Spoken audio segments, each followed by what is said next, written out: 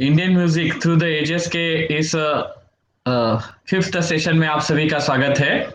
मैं आप सबका स्वागत करता हूं और आप सभी जो बहुत अच्छे से नोट्स लिख रहे हैं इसलिए भी मैं आप सभी को शुक्रिया अदा करता हूं।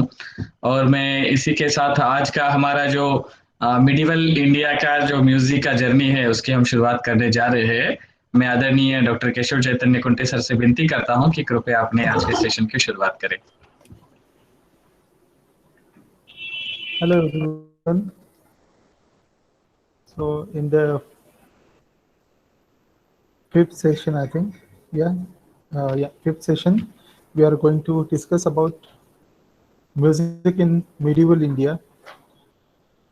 Here I would like to make a distinction between the periodization. Usually in the study of Indian history, the ancient period ends at around 8th century, and from that point onwards till 18th century it is believed to be the medieval times.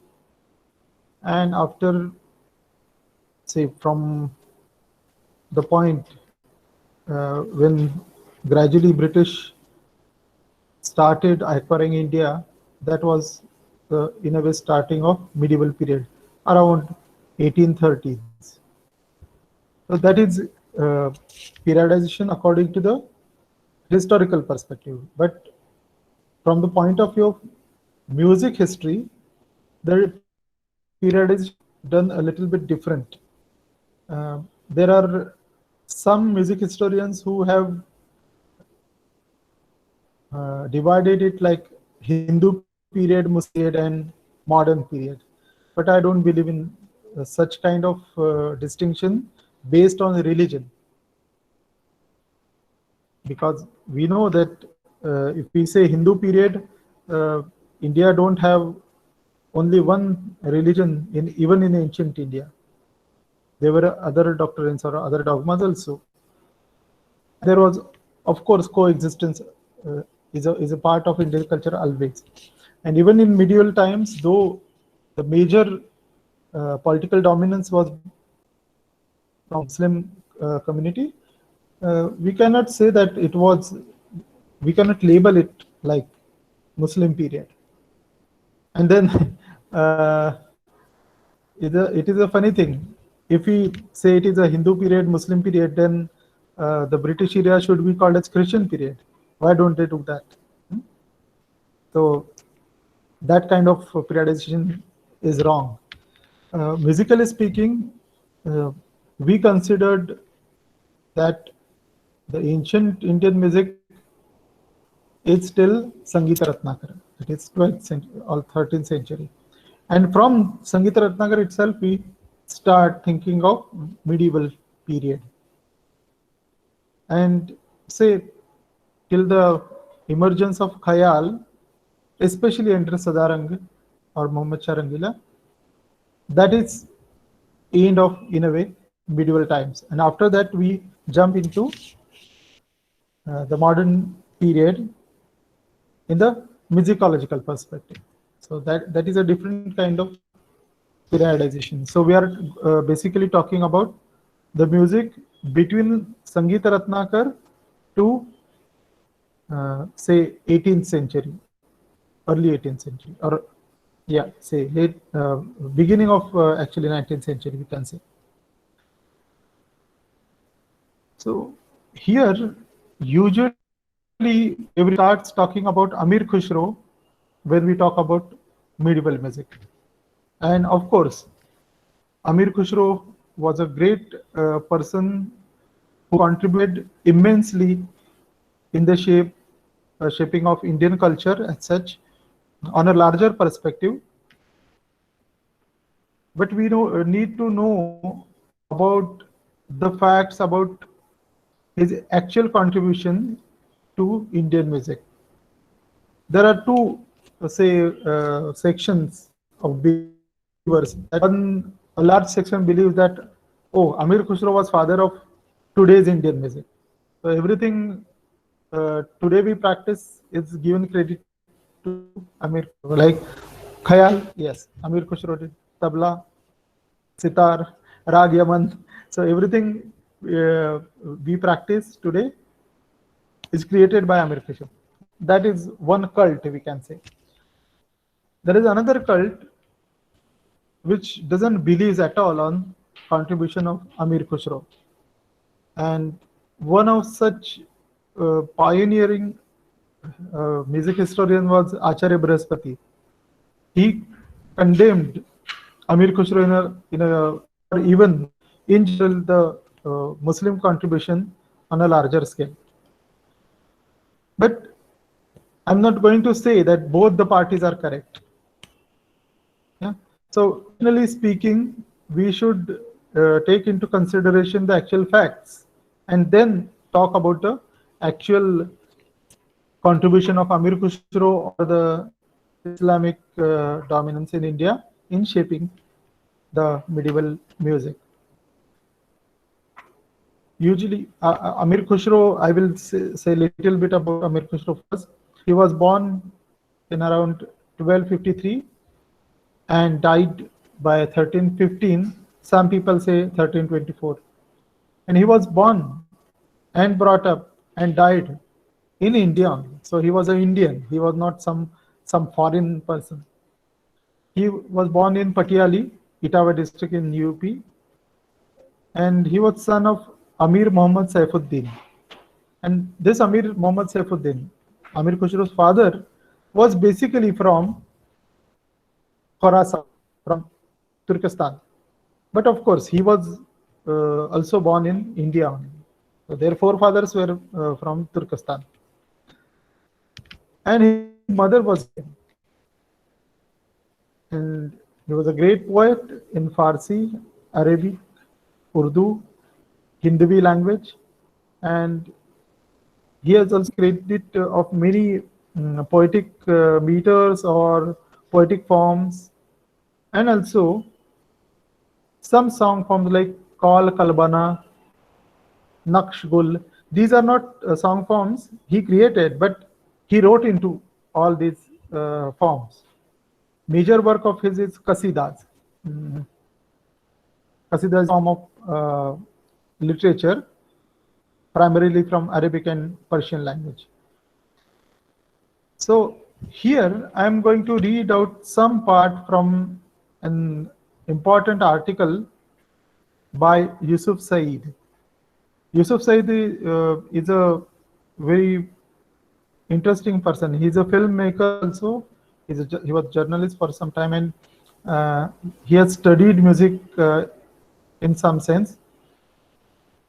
And especially, he has worked a lot on the give and take or shaping of modern India in perspective of Islam. So there is a site called alamekhusro.com. You can find this article, the whole entire article on that website. And the article is The Enigma of Amir Khushro to Indian Music. I'm not going to read it out complete, but some part I will present, because that is a very important article everyone should read, and it opens our eyes. A large number of claims are made, especially by the practitioners of Hindustani classical tradition and Sufi musical culture in North India and Pakistan, what the 14th century poet Amir Khushro invented or contributed to Indian music. The list of such claims featured instruments such as sitar, tabla, song types such as qawwali, kaul, kalbana, tarana, khayal, sohela, basit, and ragat such as Ayman, sazgiri, ushak, bakharaz, and even talat such as sulfakta. All these names and their association with Khusro has obviously been remembered and transmitted over centuries through the oral memory in the families of musicians in North India, and even mentioned in some historical texts from the Mughal period onwards. There is very little information from the contemporary sources of Khusro's era itself to prove these attributes. Interestingly, Amir Khushro himself, while having great interest in music and musicality, did not mention having invented anything in music. Now, this is a big statement. Amir Khusro himself did not mention having invented anything in music, even though he boasts so much about his innovations in poetry and language. Mm, Interestingly, he makes similar claims elsewhere regarding his Hindavi verses too, that he loves writing poetry in Hindavi but has distributed it among friends. It is possible that he did compose music for his ghazals. We know he was a great ghazal poet. It is possible that he did compose music for his ghazals to be performed by artists in the court, but such compositions could not be preserved. Let us, in this write-up, take a brief look at some of the sources where one can find information about Khusro's contribution to Indian music. Among the sources, other than his works, one may start with a short sentence by Ziauddin Barani, Khusro's contemporary friend. He states, in the singing and composing of music, he was a great expert. Although this statement does not specify style of music, like Indian music or Persian music, nor defines composing, it has been used as an important piece of evidence by later historians and musicians such in Khusro's favor. However, music treatises in Persian, such as Buniyatul Munya in 14th century, or little later Lahjat-e Sikandar Shahi in late 15th century, have no mention of Amir Khusro or his music inventions. So this is very important. Nor do they contain the word sitar or tabla. It is not before the 16th century that one gets a next mention of Khusro's music in Abul Fazl's Ain-e-Akbari, which refers to two of Delhi's qawwals, Samat and Tatar, Samat and Tatar, who sang Qawwal and Tarana of Amir Khusro. So in a way, this is a first reference when it is mentioned that someone sang Amir Khusro's compositions, like Qawwal and Tarana. This phrase probably became the basis of claim that Khusro was inventor of Qawwali and Tarana until Mahmud Sherani in the 20th century found out that these two qawwals may simply be contemporaries of Khusro and hailed from the families of qawwals living around the hospice of Nizamuddin. Khusro mentions the word Qawwal and Qawwal and Tarana, but simply as poetic genres of his time and not specifically as something that he invented or he composed. These may have existed from earlier times, and given the literal meaning of the two, their form could have been vastly different from the Qawwal and Tarana one hears today. Now, this is also a very important statement. Abdul Hamid Lahori, who died in 1654, in his Badshahnama, goes a step ahead of Abul Fazl and he adds Khayal and Farsi. Now, this word Farsi, he calls as a music genre. Khayal and Farsi to the list Qawwal and Tarana as Khusro's innovations. A little later, Fakirullah Sheikh Khan, Saif Khan, an Amir of the Mughal Emperor, applies this list manifold in his treatise Rag Darpan, written in 1666, as he adds Khayal, Naqsh, Nigar, Basit, Tillana, and Sohela to the innovations of Amir Khusro. In addition, he lists 10 ragas as Amir Khusro, including Zilaf, Fargana, Sarparda, Sasgiri, Aman, and so on. This is the first time that ragas are attributed to Khusro. Interestingly, at least 4 of these ragas are Iranian or Turkish maqams that may have been prevalent in India in Khusro's time. And if that was not enough, Fakirullah tells a spicy tale where Khusro competed in the Darbar with the music maestros of his time, Nayak Gopal, and won by first hearing his performance hidden beneath the throne, Takhat, and then presenting a better version of every rag that Gopal Nayak sang. So this is the origin. Fakirullah's Rag Darpan is the origin of this fable of the musical competition between Gopal Nayak and Amir Khusro. Before this Rag Darpan's mention, there is no prior mention of kind of fable. Rag Darpan became the basis of for much of the later writings on Amir Khusro's music in Persian, Urdu, including Shibli Noami and Maulana Azad, who further testified to Khusro's contribution in the said genres. But Malik finds Rag Darpan a dubious source, as large passages in it seem lifted straight from Ain Akbari, although Fakirullah claims to have translated it mostly from the Varman Putul.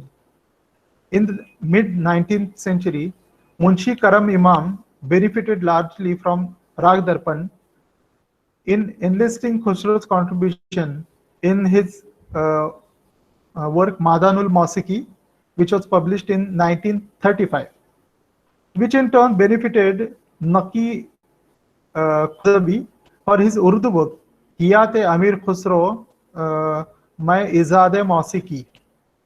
The list of genres or song types attributed to Khusro keep swell, now also including the names of talas such as Asule Fakta. Asule Fakta is said to be the original Persian name of Sul Fakta. Asule Fakta, Asul e Fakta, Fardost, and so on.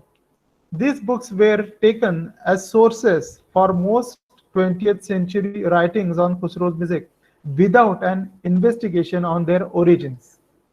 The information contained in them was either read by or percolated down to the practicing musicians, and since genres, ragas or talas with those names were in practice, their mention in a book with Khusro's name gave them much credibility.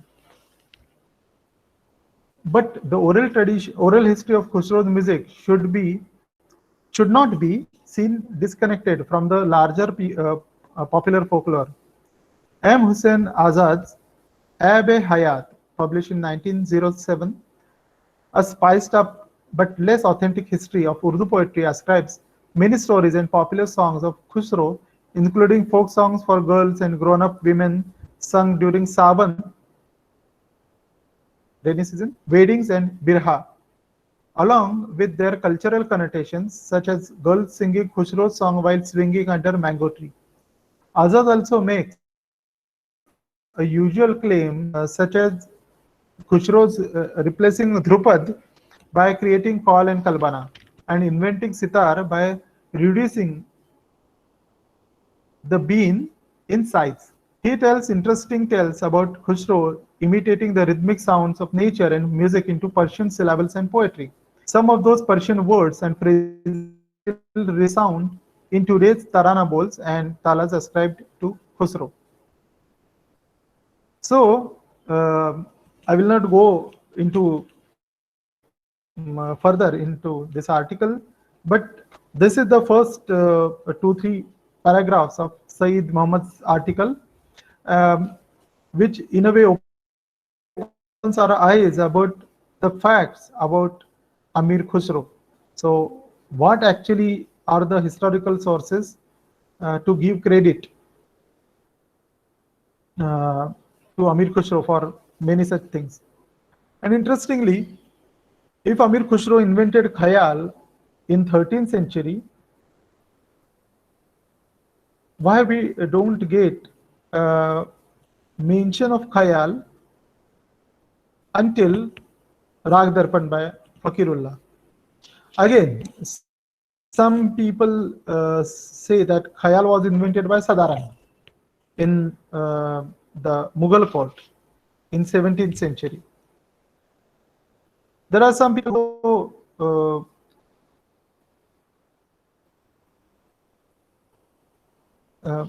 some people also give credit of invention of khayal to Sultan Hussain Sharki of Jaunpur. So we cannot confirm that who created khayal first. But here I must say that in music we cannot ascribe certain form to just single person, because such forms is a product of a long process of musical evolution. So if Amir Khusro, if we say believe in this theory that Amir Khusro created khayal, we don't get any khayal compositions of Amir Khusro till 16th or 17th century. And khayals now we find in the name of Amir Khusro, or taranas in the name of Amir Khusro, they are just reconstructions from or taken from Amir Khusro's poetry by the 18th and 19th century musicians. Like even we know that Ustad Amir Khan from Indore, he had a theory tarana is not meaningless in its poetry. He believed that it was meaningful, and he used to sing couplets Amir Khusro's poetry, and he labeled it as Rubaidar Tarana. And so such kind of taranas are actually Ustad Amir Khan and not Amir Khusro. So say if I compose say a Vedic verse or an ancient Indian poem in Sanskrit and start singing it as Drupad or Khayal or Tappa, can we believe that all these forms were in ancient time? No, certainly not. So we are composing them in the older form. So similarly, Amir Khusro's poetry was composed in the form of khayal, tarana, and other things by the later musicians. We don't find that Khusro's poetry was sung in these forms prior to 17th century, and also there are very sparse references of form khayal till 16th century, and most of the musicologists believe that like just rag word was used in a general sense, not musicological sense, in treatises, non-musicological treatises. The word khayal was also used in a general sense, that khayal means thought. So it was not mentioned as a musical genre. But when see Rag in Rag Darpan, Fakirullah mentions khayal as a form. That means something called khayal was reigned at that time. But interestingly, he has kept the word khayal around some forms from folk music and not art music. And this is a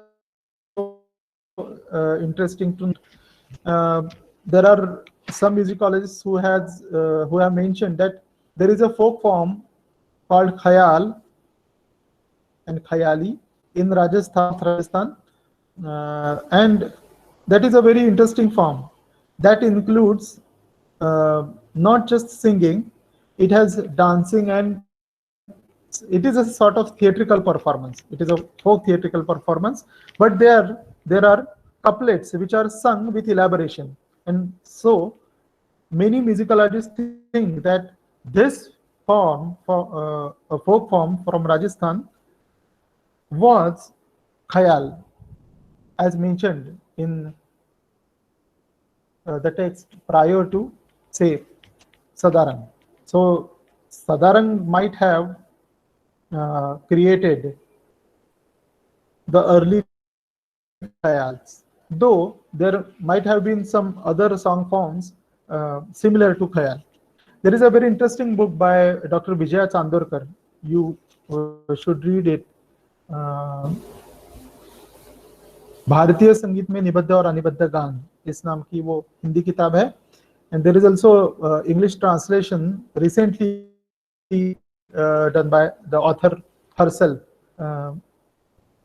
And that book by Vijaya Chandorkar, who did her PhD from Delhi University Music Department, she has done a wonderful work in that book. She has plotted musicological texts and other references plot the development of various forms in medieval times. And she has proved that there were a lot of forms in a way similar to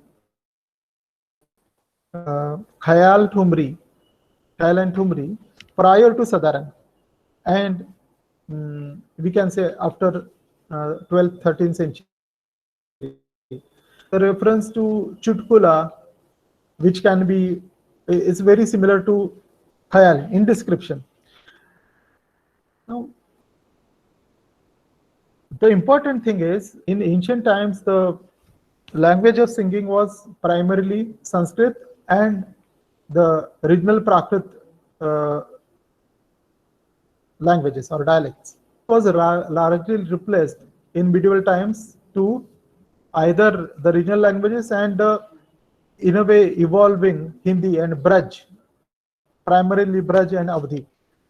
And as it is mentioned, like Mansingh Tomar, who was a king of Gwalior, who was also a great patron of Braj Bhasha, and he promoted Braj Bhasha, and in his court he patronized Braj Bhasha, poets of Braj Bhasha, and under his leadership, in a way, there was flourishment of Braj Bhasha. And naturally, as he was also a great patron of music, and it is said that Drupad flourished under his patronage, it was obvious that Drupad took Braj Bhasha as the primary language.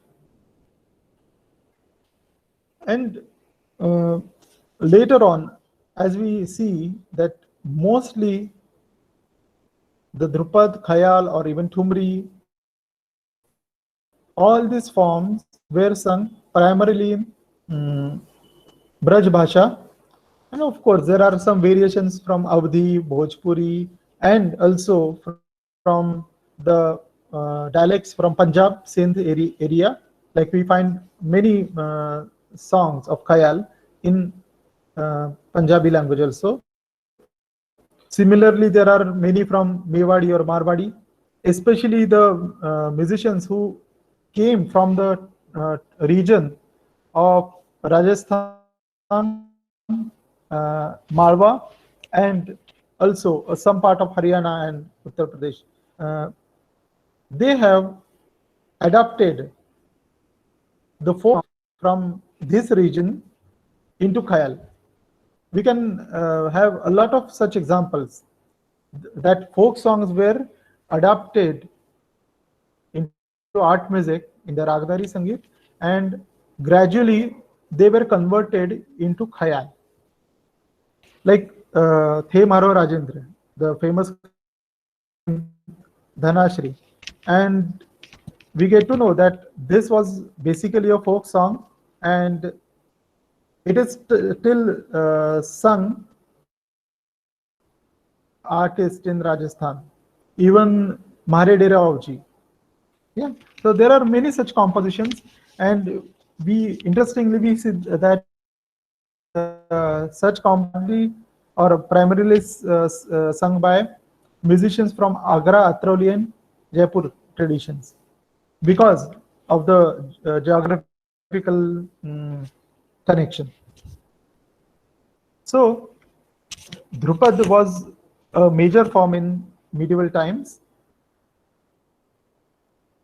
and as we know that Drupad mostly followed the ancient system, or we can say the system as mentioned in Sangeet Ratnakar about Raga Rupa Kalapti. So there was Ragalapti section without Tala, Anibaddha Alap with Swasthana Niyama, and there was second section of Dhruv Prabandha with Tala, and the elaboration was done according to the Rupa Kalapti. So there were two sections. But we find that in the folk music traditions, there is no such compartmentalization. Usually the folk singers sing the song, and if they are if they wish to elaborate, they elaborate it according to the words, and they create the space for elaboration in between the stanzas or in between the words. And it's common in not just Indian folk music, but worldwide it's common. And naturally that tendency must have succeeded into culmination of music forms in art music like Khayal Thumri, in where the ragalap or the improvisation, melodic improvisation is done along with the composition without prior ragalap. So we understand that most of the musicians till say 16th or 17th century were practicing Dhrupad. And gradually we see that there was in a way degradation or decentralization from Drupad, and we find that there are other forms which are evolving. So here I'm going to play one or two clips. The first is in a way a reconstruction of Chanda Prabandha and how the Muslim musicians converted the Chanda Prabandha, the ancient form, into their own style of call and kalbana. So this is sung by Sharafat Hussain from the Rampur Seswan Gharana. Interestingly, the singers from Rampur Seswan Gharana have the tradition or linkage to Qawwali. They were Qawwal Bacche. Qawwal Bacche means from ancestry they have the tradition of singing Qawwali. So let me share my screen so that we can listen to this song. Oh, again there is a problem, I think.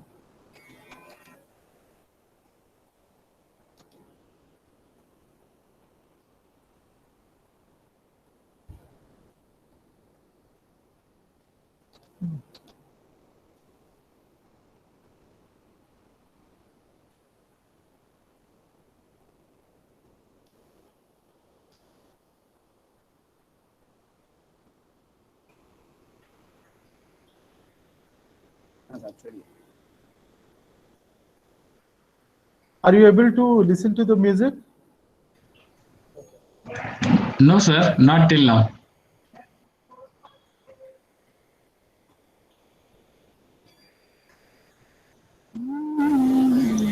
Now, yes, okay.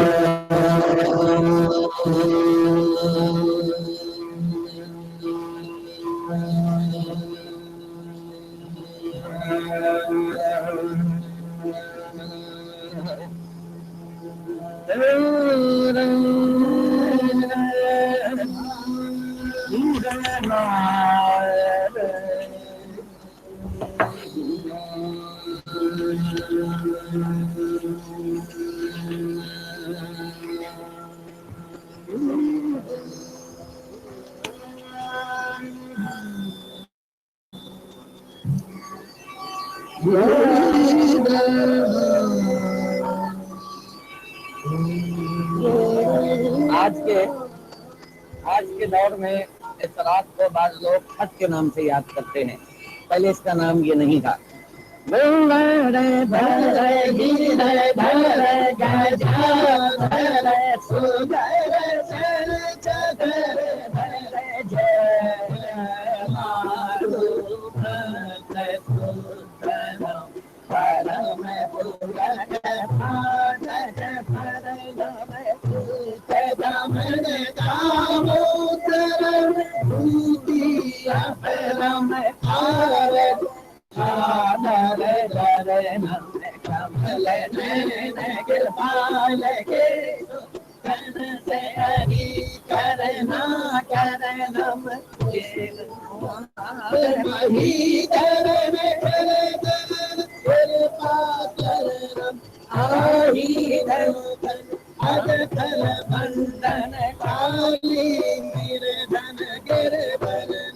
साधुनाथ Jagatpati जगपुत्र Jagjivan झुलार Vikram पार अलख निरंजन आनंद घन नट धरन लाल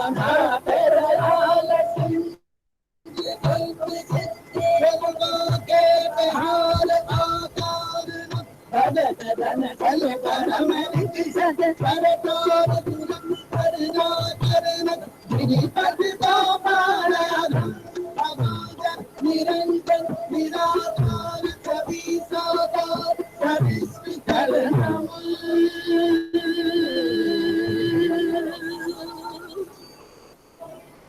ये सवाल था। इस सवाल के जवाब में हज़रत अमीर खुसरो ने कहा कि मैं उस जात का परस्तार हूँ, मैं उस जात का परस्तार हूँ कि वो ये तमाम ताकतें रखता है मगर वो इन तमाम ताकतों का मोहताज नहीं। लिहाजा अब वो जवाब में फरमाते हैं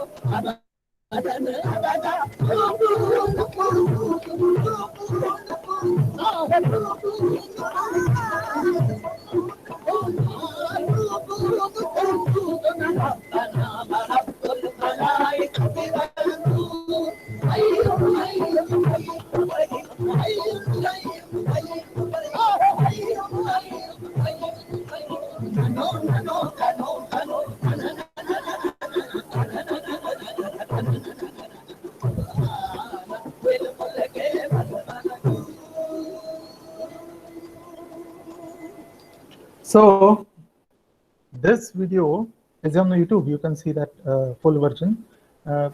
It states like how was the earlier Chanda Prabandha and how it was converted into Kal Kalbana, or it was responded by Kal Kalbana.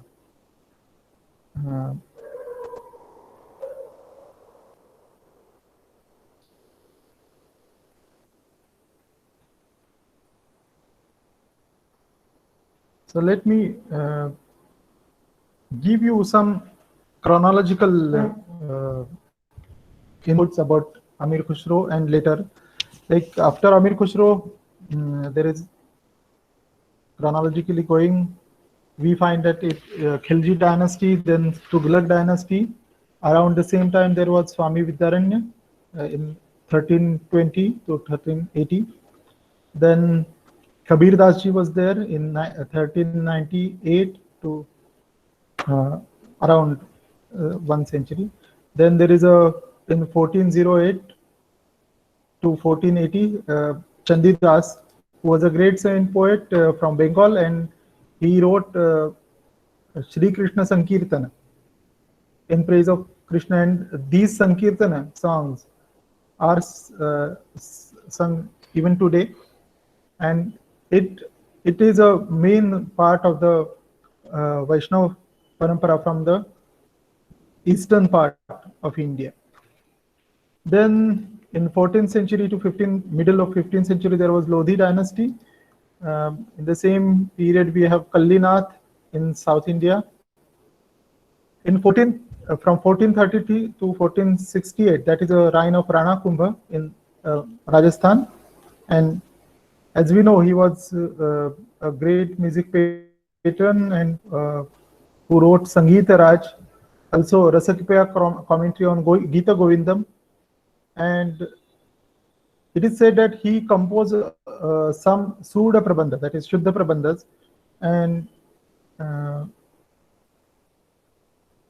in Rana Kumbha's actually text, it is the first mention of musical system in North India and South India been different.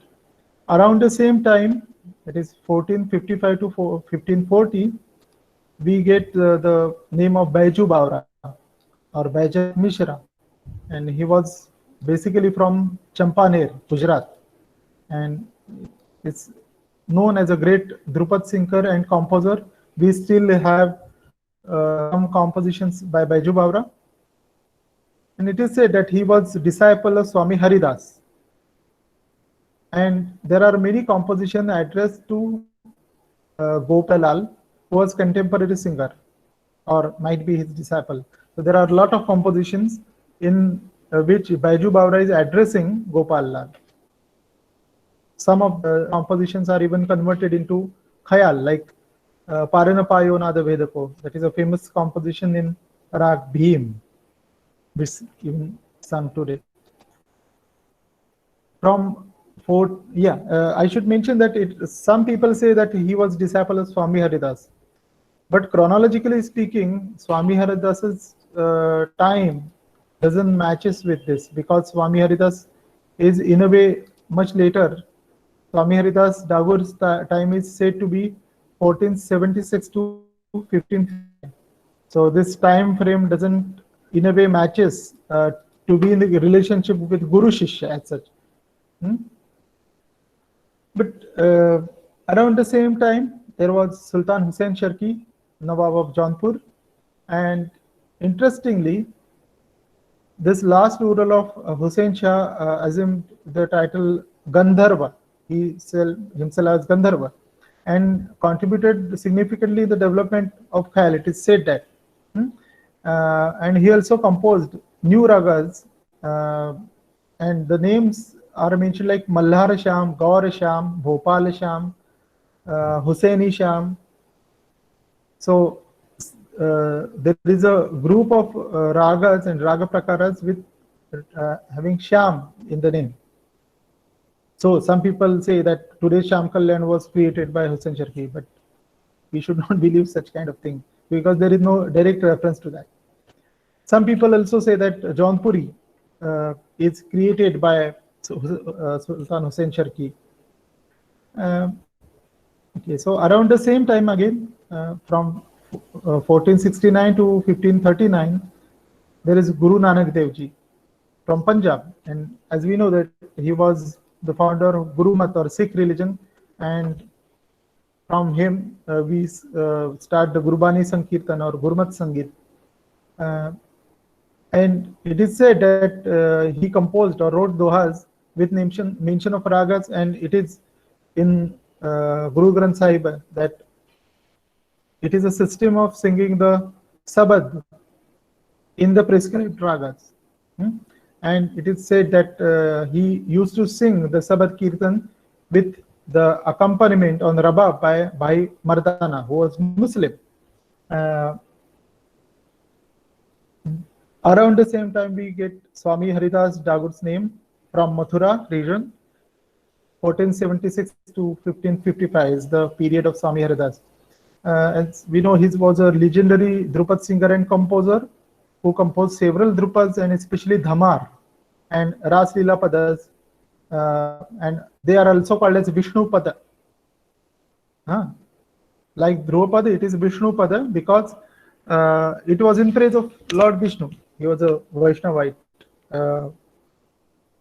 Many musicians, including Baiju, Gopal Nayak, Madan Rai, Ramdas, Somnath, Divakar Pandit, Samukhan Singh, and Tansen or Tanna Mishra or Ramtanu Pandey, is said to be Swami Haridas's disciple. So he is a major or prominent personality in the medieval times. under whom we can say the Drupad reached its pinnacle. Around the same time, there is Sant Surdas from Gaughat near Agra, again a saint poet, Vaishnava saint poet, and he was a disciple of Vallabhacharya from Mathura, and he composed Sur Sagar Padavali. And each pada from Sur Sagar Padavali is mentioned with the rag. And it is said that Surdas was a great singer, and even today his compositions are we still sing them today. Around the same time, from 1484 to 1564, there was Purandara Dasa in Karnataka, near Hampi region. He was under Vijayanagar Empire, and as we know that he's been given credit as one of the major composers and who formulated the Carnatic music system, who composed many kirtan kritis and other devotional songs. He's said to the one who formulated the teaching methodology of Carnatic system, which is still like the Sarali Varisai, Janta Varisai, and all that stuff was conceived by Purandara Dasa. He also wrote many Lakshana Gitas and in a way the important composition ragas. In 1485 from 1845 to 1533, there is Sri Chaitanya Deva from Nilanchala, Assam. Again, a Vaishnava saint poet from Bengal who founded a branch of Vaishnava Sankirtan in that area, which is still following. And there are many works like Chaitanya Chandrodaya, Gaura Ganesha Deepika, Swarupa Damodar. These are the not musicological texts, but the compositions from texts are even sung today. Then comes the name of Mansingh Tomar. His reign is from 1486 to 1516. He was from Gwalior and he was a great patron of Drupad, wrote Man Kutuhal. Many Drupad singers such as Baiju, Bakshu, Charju, Bhannu, Ramdas, they were under his patronage. And it is said that his queen, Mruganayani, learned music under Baiju. Mansingh Tomar was the driving force behind introducing and consolidating Drupad. Replaced the traditional Sanskrit songs to Hindi or Braj. And he also credited with composing 3 volumes of songs like Vishnupada, Dhruvapada, and Hori Dhamar. So some people believe that there are compositions written by the Mansingh Tomar. He was a poet and his court musicians used to compose them in these forms: Drupad, Vishnupad, and Hori Dhamar. Support gave pride to place to these forms, musical forms. Then there is a name, important name like Santa Mirabai, 1503 to 1583, from region, and it is believed that Mirabai was also a saint poet and musician. She used to dance with singing her compositions. Some people ascribe the origin of Rag Mirabai Ki Malhar to Mirabai, but there is another Mata Prabha, or we can say opinion, that it is not Mirabai Ki Malhar, it is just Mira Malhar, and it was composed not by Mirabai, it was composed by a Nayaka called Mira Madhanayaka. There were 12 Nayakas in the medieval period, and was Mira Madhanayaka, and he composed Mira Malhar. Then we get the important Tansen, so from 1516 to 1585. He was born in Behet near Gwalior. He was a as we know, great Drupad singer, composer. It is said that he was the creator of ragas like Miyaki Malhar or Tanseni Malhar, Darbari Kannada, Miyaki Sarang or Tanseni Sarang, and Miyaki Todi or Tanseni Todi. Of course, Malhar, Sarang, Todi, and Kannada, these were not the originals by Tansen. There were earlier varieties of these ragas, and there are mentions of these ragas in earlier texts also. But the versions he composed of these ragas are his creations, and that's why they are entitled differently. There are two books in name of Tansen. Sangeet Sar, which consists of dohas describing the ragas in Braj Bhasha. And that is a very interesting book to read. We can read because it's in Braj Bhasha, not in Sanskrit. And he describes many ragas in doha form.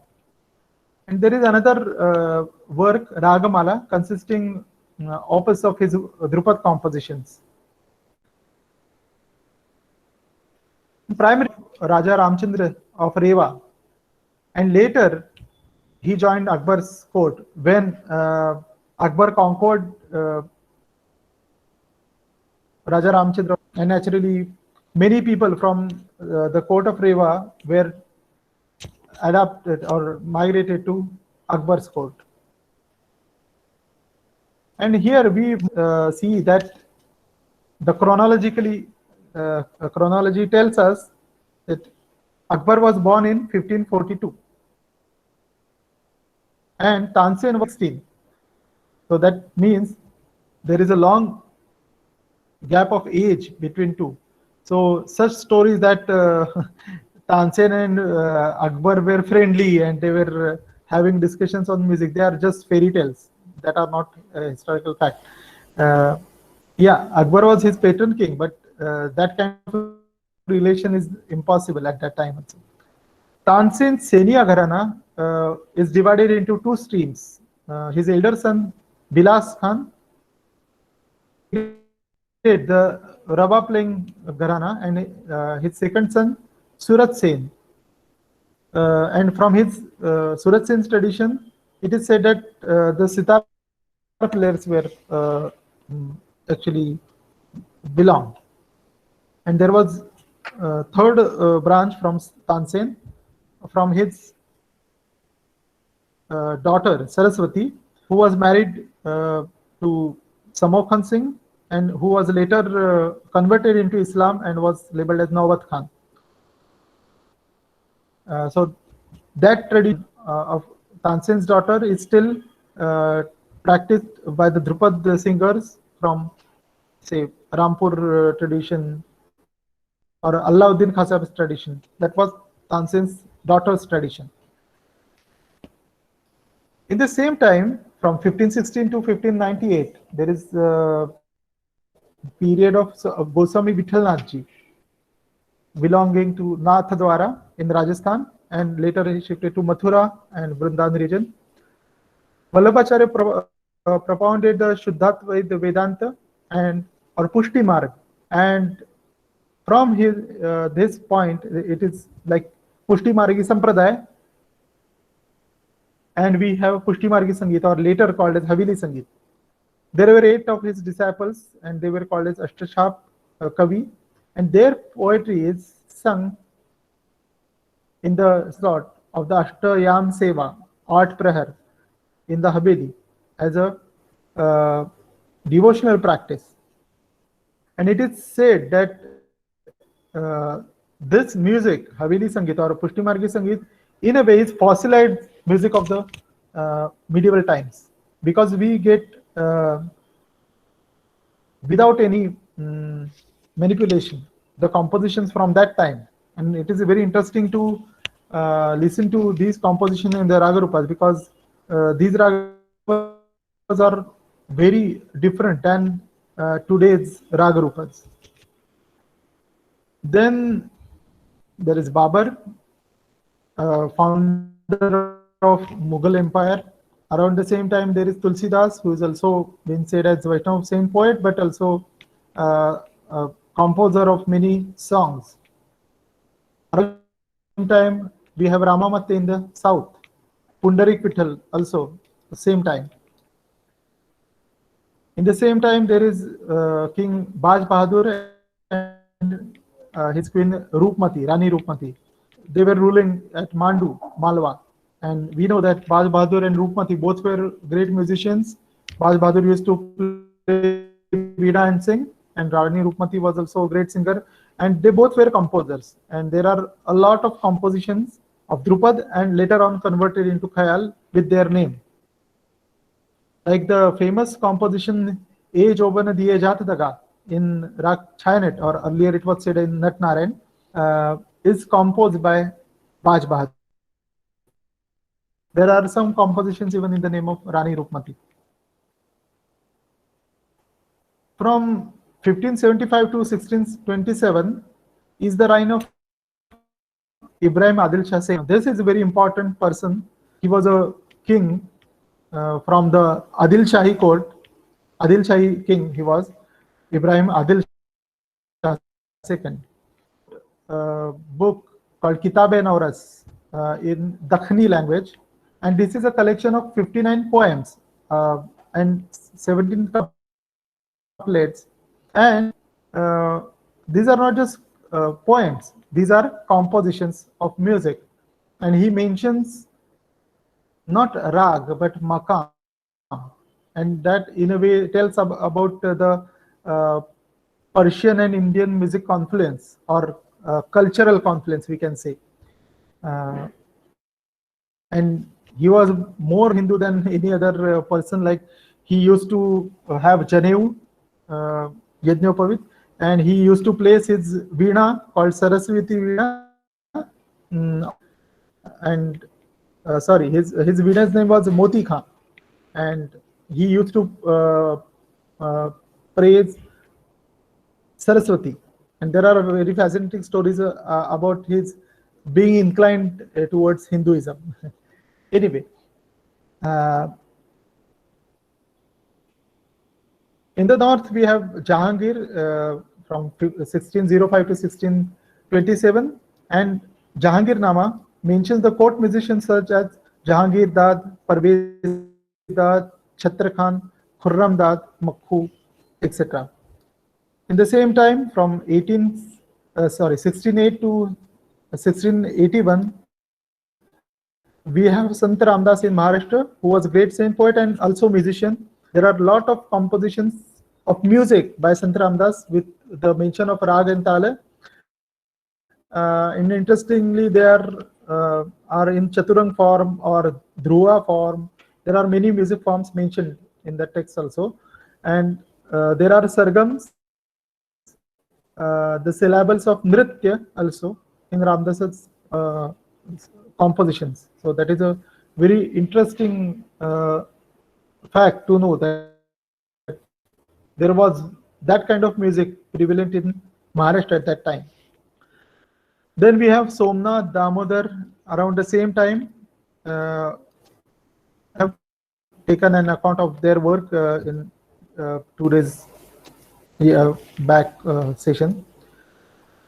The reign of Shah Jahan is from 1627 to 1658, and as we know, he built Taj Mahal, and his court musicians were Bakshu, a prominent Dhupar singer, and interestingly, he composed more than 1,000 Drupads, and they are collected in a book called Sahasaras, and all these compositions are Shringarik or erotic. They depict the Ashtanayikas. So it is usually believed that Drupad was spiritual, it was in praise of gods, but it was not always so. We find ample of Drupads which are romantic or sensuous, which describe mundane human beings and their romance. So this notion that, oh, Drupad was spiritual and it was lacking sensuousness, and that's why Khayal was born. That is the wrong notion. In the court of Shah Jahan, there were other musicians like Dirang Khan, Jagannath, Gunesamudra, Lal Khan. There are some compositions in name of Lal Khan, and also Bilas Khan, Tansin's son. and this Lal Khan, Gunasamudra Lal Khan, was son-in-law of Bilas Khan. Around the same time, we have Venkat Makki in Tanjore in South Nakavi, in Mithila. Then there is reign of Aurangzeb. From I think he was the longest. His reign was the longest, from 1655 to 1707.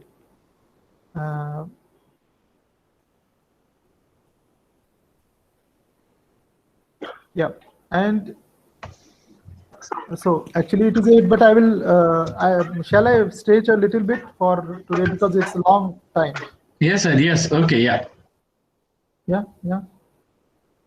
Oh, someone has said that audio is not clear. Is it clear now? Now, now I'm it's not clear. sure. Okay. Yeah.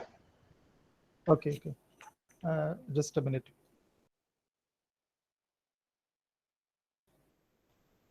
Okay. Aurangzeb is in a way portrayed as a black character in music history, that he was anti-music, and it is said that he banned music, and so even today someone who hates music, we call him as Aurangzeb, but it is not true. History tells us that during his reign there were many court musicians like Khushal Khan, Hayat Khan, who composed with name Sarasnayan. There was a mridanga player called Kirpa Mridangarai, and it is reported that he asked Roshan Zamir to translate Sangeet Parijat of Ahobal in Farsi. He patronized Fakirullah to write Raga Darpan, and he actually also enjoyed music and dance in his early age, before coming on the throne. He was highly hated by musicians due to his strong decision of banishing music from the royal court, but that was a political decision. We know that during Aurangzeb's time, there was constant invasions from the side of Persia and Turkestan. Even there were from Maharashtra, Shivaji was having his political movement. From the Nawab of Bengal, he was having mutinies.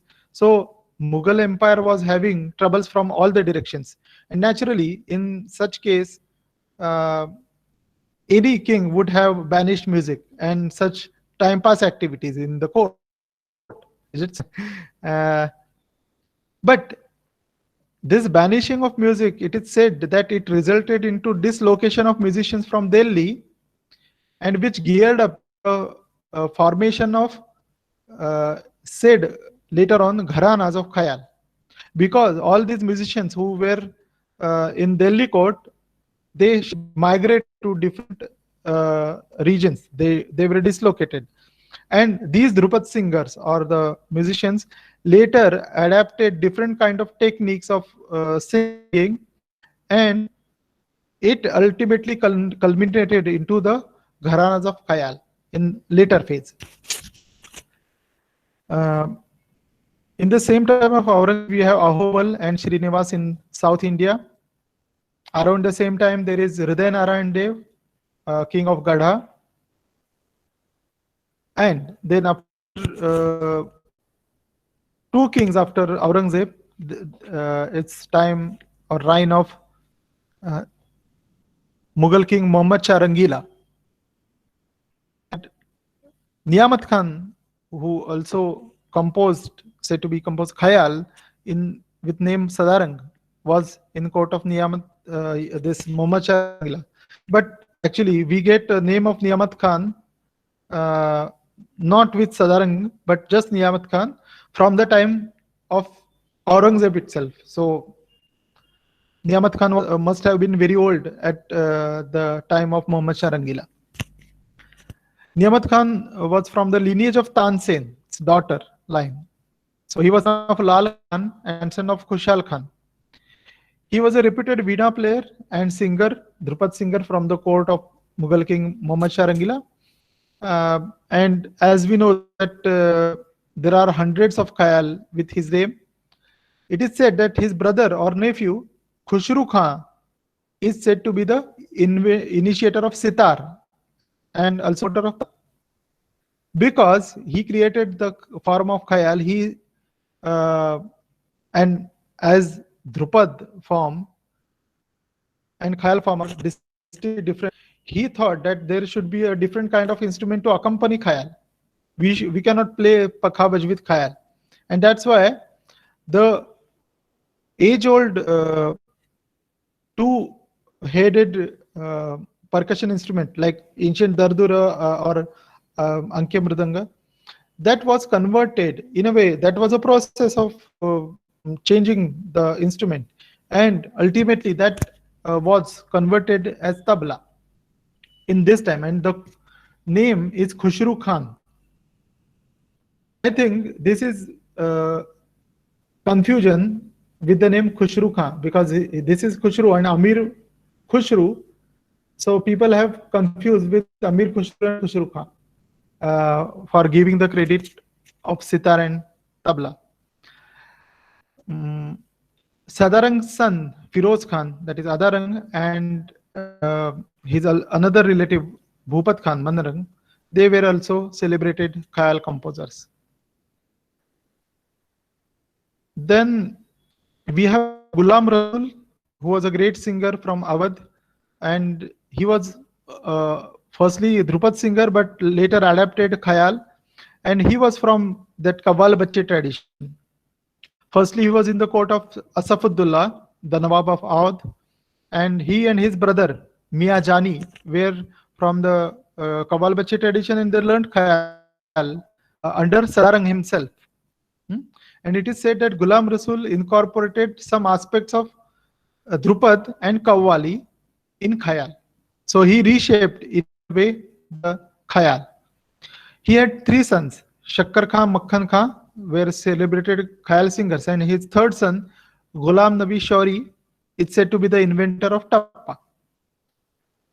In the same time, we have Ram Prasad Sen, who was a founder of Shama Sangeet in Bengal. Just after Ghulam Rasul, and there's his son Ghulam Nabi Shauri, who crafted tappa, it's said like that. But in the same time, we have another person called Ramnidhi Gupta, or Nidhu Babu in Bengal, who created Bengali tappa. So there is a debate that was Ghulam Nabi Shauri's tappa was converted into Bangla by Ramnidhi Gupta, or Ramnidhi Gupta was the original creator of Bangala tappa. So because the chronology is a bit confusing, Ghulam Nabi Shauri's time is 1750 to 1790, and Ramnidhi Gupta was born in 1741. So he was earlier. So it is in a way controversial. At the same time, Honaji Bala was in Maharashtra, who is said to be the initiator of Baithaki Chilawi. It was a musical response to Khayal, Tappa and Thumri Chandra from Maharashtra. So it was a form in a way closely related to these genres. Then we have Shama Shastri in South, who is also known as one of the Trinity of Carnatic music. Then Tularao Bhosle, the king of Tanjar, Marathi king of Tanjar, who authored Sangeet Samay Saramrita. Then we have Tyagaraja from 1767 to 1847, and Muthuswami Dikshit around the same time. Then we have Ghagge Khuda Baksh from 1780 to 1860. And I know Ghagge Khuda Baksh was main like founder of Agra Gharana, said to be. And he was earlier Drupad singer, but Talim of Khayal in Gwalior. Around the same time, 1749 to 1827 is time of Bade Muhammad Khan.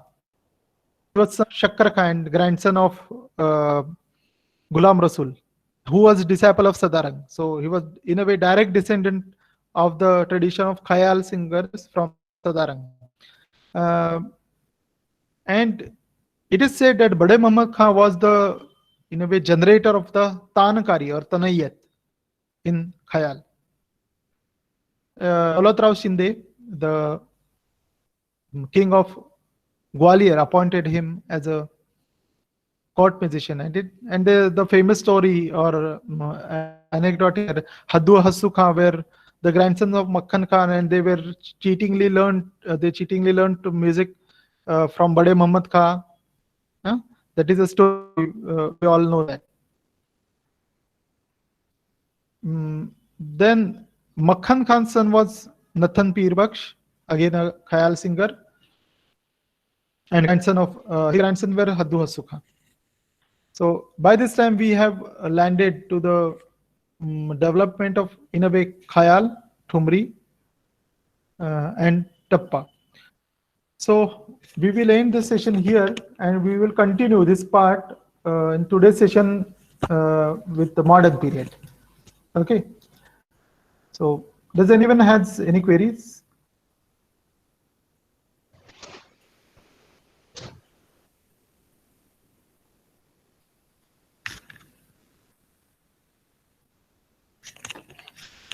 Are there any questions? Maybe there are, yeah. Yeah. Sir, may I ask? Yeah. Yes, Nirmalendu, you want to ask anything? Nirmalendu ji. No, okay. Yeah, Depends, okay. actually, it is from yesterday's lecture. You were telling about different kinds of.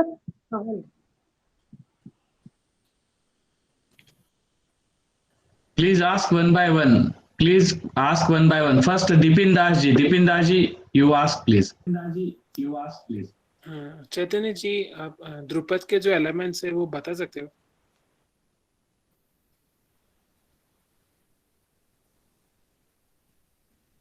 I didn't get the question. The sound was not clear. The elements of Drupad. Can you explain the elements of Drupad? What do you mean by elements of Drupad? Means the elements, elaboration or elements in the composition. Composition, elements in the composition. Yes, like we all know that it is Santrasari Abhog.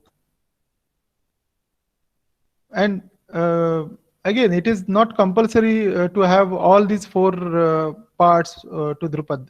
We find a lot of Drupads with just 2 or 3 stanzas. That means sections. Sthayi, Antara, Sanchari. It is not always like it had all 4 quarters. Okay.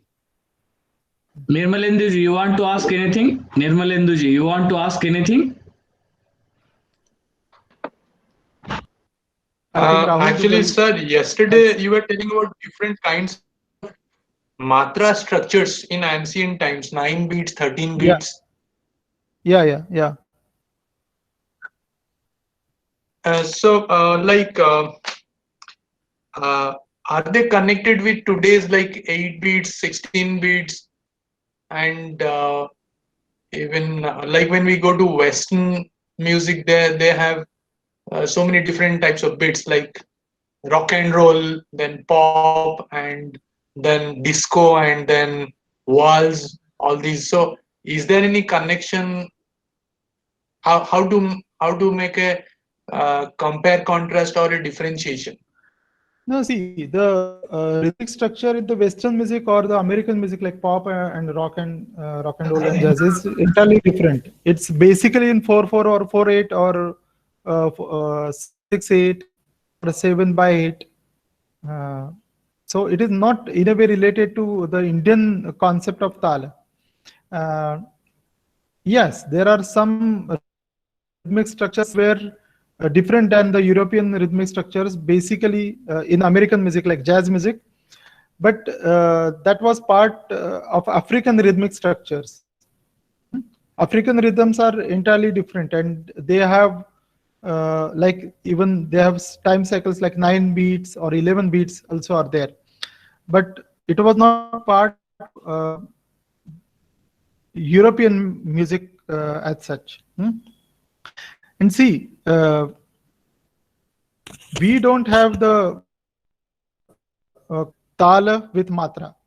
We have chanda, and poetic meters have this basic chanda. There is Laghu Guru alignment, and the concept of tala in India. And so, as we know that with every meter or every poem, there can be a different kind of tala, and this is Indian concept of tala. So even if the matra structure is same, we can have different theka. And why the different kind of thekas out of just single set of matra gets derived? Because it has different kind of accent with Laghu Guru. So in this sense, we get a lot of rhythm structures even in ancient times. Of course, like if we go into the details of Drupad, mostly they are in 12, 14, and 16 beats. Some are in 9 or 18 beats also, and primarily in 10 beats. But we don't get half Ardhamatra talas in Drupad. Not at all. We don't get them in that. The Ardhamatra talas, in a way, it's a modern concept. Okay, so Rahul Dugal, what is your question? Yeah. So it is said that like the Tappa Gaiki, it was developed initially by like from the people who were like camel riders. So something like that. So how does that like in which time it actually we can relate it? Pardon, I didn't got the last line. No. So in which period we can assume that this was developed and in the it got fit into this tradition, overall medieval tradition? Yeah, like Ghulam Nabi Shori's time, its period is 1752, 1790. So that is the time frame. So in a way, it is a recent development.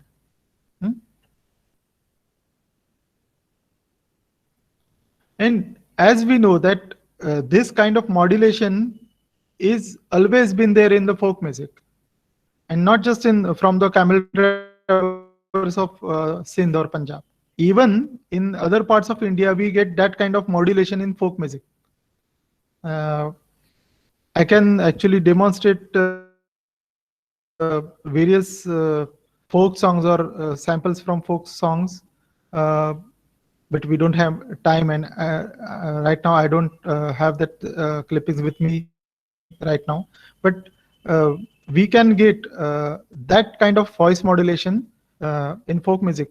So actually, he adapted that technique and he fitted or he projected as a different song form. That's it. Yeah, Jai Kishan, Okay. what is Thank your you. question? हाँ, आपने एक जगह पे बताया कि किसी ग्रंथ में मकाम के बारे में उन्होंने लिखा है, तो उस ग्रंथ और ग्रंथकार का नाम बता सकते हैं क्या? और उसके बाद किसी ने अगर मकाम पे लिखा है तो उनके बारे में भी थोड़ा बताइए. Yeah. Ibrahim Adil Shah was the person who has mentioned maqam, but it is not a musicological treatise. It is a Lakshya Grantha, that the compositions are there without notation, of course, but he mentions like maqam, not rag, because we know that even earlier times many poets have mentioned their composition with rag, like Gita Govinda mentions the ragas for each composition. But instead of using the term rag, Ibrahim Adil Shah uses the term maqam. And as we know that maqam and dastaga, these are the two systems parallel to say raga or jati from the Middle East. So this was in a way a cultural interaction and outcome of that confluence that he was using the name Maqam. And surprisingly, there are some names which are really from the Persian tradition of Maqam, and there are some names which are Indian ragas, but even though he calls them as Maqam. So that means he had just replaced the word raga with Maqam, nothing else. And we don't get the grammar of Maqam being explained in any Indian musicological treatise. Yes, there are, of course, many references to Maqam in the Persian texts written in East or even in India. There is a mention of Maqam, but we don't get the musicological treatises explaining the Maqam system, because that was basically not part of Indian music culture. Okay नमस्कार sir, मी एक प्रश्न विचारू. This will be the last question. Sir Okay. सध्याच्या Nice. काळामध्ये जो आपल्याला परफॉर्मन्सचा एक pattern दिसतो की बडा ख्याल, छोटा ख्याल, बट तराणा, भजन असेल, अशा पद्धतीने प्रोग्राम एक 3 तासाचा होतो. तर हे जे जुने खयाली होते ह्यांचा प्रोग्राम कशा पद्धतीने होत असेल की आपल्याला कल्पना मिळते का टेक्स्ट मधून? टेक्स्ट मधनं नाही काही मिळत, पण जसं उस्ताद बिलात हुसेन खान साहेबांचं संगीतज्ञों के संस्मरण आहे, हे पुस्तक आहे, ते तुम्ही जरूर वाचा. त्यात अनेक उल्लेख आहेत की जुने कलाकार, म्हणजे साधारणपणे आपण असं म्हणूयात की 19व्या शतकाच्या आरंभापासूनचे कलाकार किंवा 18व्या शतकाच्या उत्तरार्धापासूनचे कलाकार नेमके काय काय प्रकार गात होते, त्यांच्या संग्रहात काय काय असायचं. आणि अगदी तुम्ही 100 वर्षापूर्वीचं पाहिलं ना, तर हा असा काही फॉर्मॅट नव्हता की बडा ख्याल, छोटा ख्याल आणि तराना, मग भजन, ठुमरी, असला काही फॉर्मॅट नव्हता. हा फॉर्मॅट खरं सांगायचं तर साधारणपणे 1920-30च्या नंतर जेव्हा संगीत हे तिकीट लावून जलसे करून लोकांच्या मनोरंजनासाठी गायला जाऊ लागलं, तेव्हा हा फॉर्मॅट तयार झालाय. मी उद्या त्याच्याबद्दल बोलीनच जास्ती विस्ताराने की आधुनिक काळात ते काय या घडामोडी सगळ्या झालेल्या आहेत, त्याच्याबद्दल मी बोलेन. Yes, thank you, thanks lot sir. आज बहुत सारे ऐसे नए रेफरेंसेस हमें प्राप्त हुए मीडिया इंडिया के, क्योंकि पहले तो सिर्फ जहांगीर, अकबर और उनके कोर्ट और उसके बारे में ही सुनते थे, मगर आज बहुत सारे नए रेफरेंसेस हमें प्राप्त हुए. बहुत बहुत शुक्रिया. फिर कल हम मिलेंगे. बहुत देर हुई है पहले, मैं आपसे क्षमा चाहता हूँ और सभी को thanks lot sir. Good night sir. Thank you sir. Thank you, sir. Thank you. Thank you, sir. Thank you.